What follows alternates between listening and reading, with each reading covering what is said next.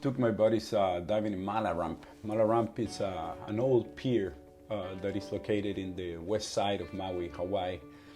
In the 1992, a big, huge swell came and took all the structure down, so you can dive under the structure.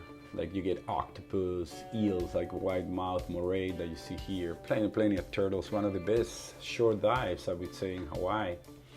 It's just a fun place that you can find all kind of sharks and sharks, obviously white-tip sharks under the bridge. You know, you get green sea turtle, the Chelonia midas, that's the name for the green sea turtles.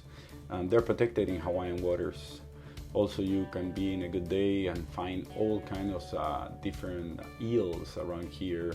The tiape, schools of big fish, big schools of fish of the Hawaiian Sergeant Major and the tiape.